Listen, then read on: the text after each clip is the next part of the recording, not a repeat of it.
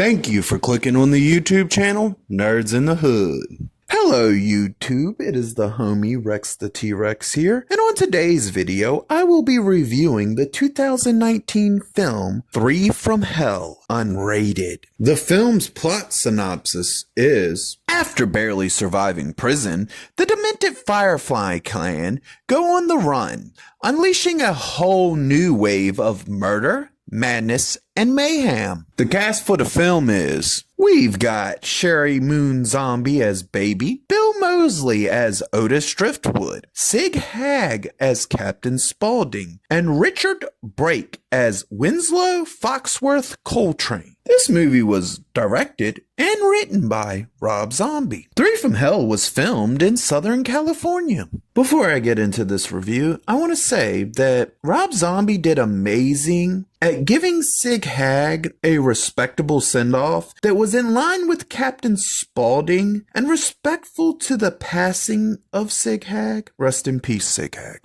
This movie does amazing at connecting to The Devil's Rejects. With the way that The Devil Rejects films ends, this movie has to connect its story to that ending and explain how everything is able to progress past The Devil Rejects ending into what is this film's story. And it's done really well and even gives you a good explanation that works for the film. Rob Zombie does great at making sure that the characters are still the way that they have been presented in previous films, while adding a little bit more depth to them for this film. Rob Zombie continues to show that he is extremely skilled when it comes to the grindhouse style. He continues to put out original ideas and having a completely unique vision in each of his movies, even if they do connect back to each other. Rob Zombie finds new and unique ways to portray just how batshit crazy his main characters are in this film. We get some amazing acting that really stands out in every scene. And like I said before, honorable mentions to how amazing Sig Hag's performance was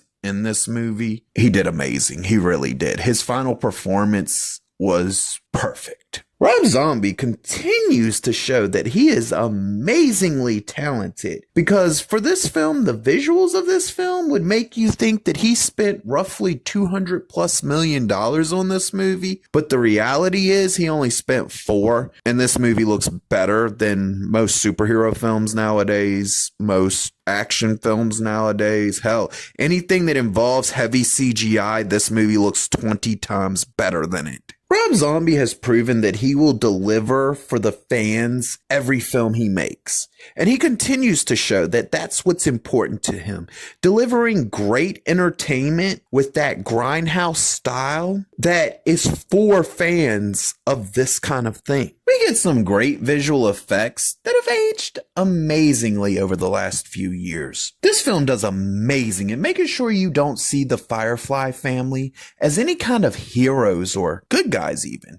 It makes sure to show you that these are some extremely fucked up people that you should not look up to or even respect, really. But I mean, that's really what movies are for. They're not for you to look up to people or respect them. They're for you to be entertained. And if you're doing that off of movies, you've got a problem. Rob Zombie continues to show that as a musician, not only is he very talented, but he knows how to pick the perfect fucking soundtrack for a movie. Like, this man is the go-to man. If you want a great soundtrack and you want somebody who can actually provide you with that, you go to Rob Zombie. Because this man, he knows exactly how to do it, and he does it with such perfection that I have not seen anybody else even be able to compare to. This movie is the 3rd chapter in what is known as the Rob Zombie trilogy. For those of you that don't know, the Rob Zombie trilogy consists of House of a Thousand Corpses, The Devil's Rejects, and 3 from Hell.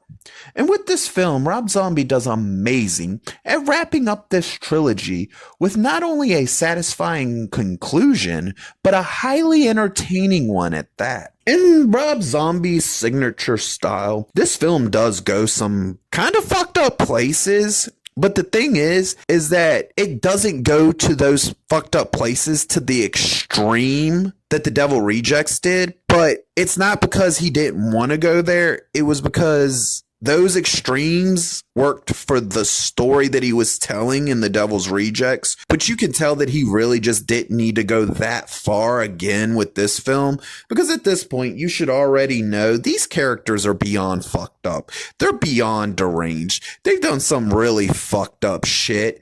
And that's what Rob Zombie kind of seems to bank on here, is that since you already know all these things, he can kind of do other things and focus on other parts of the story without having to continuously just regurgitate how fucked up these characters are. We get a third act for this movie that delivers a very satisfying ending. And yet again, it's purely entertaining. Like, that's the thing about this film, and what Rob Zombie does, he makes pure entertainment. There's no message. They're not trying to beat you over the head with any bullshit.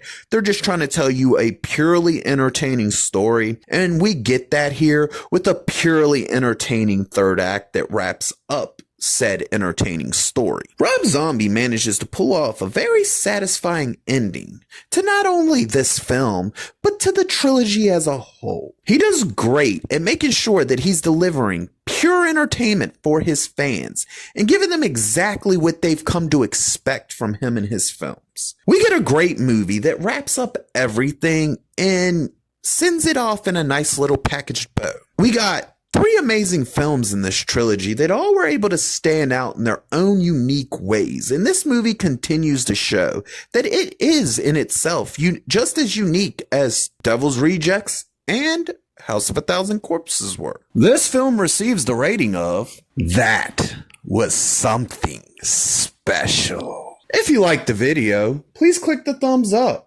If you disagree or agree with me, please leave a comment. And if you really want to see more of me, please hit that subscribe button.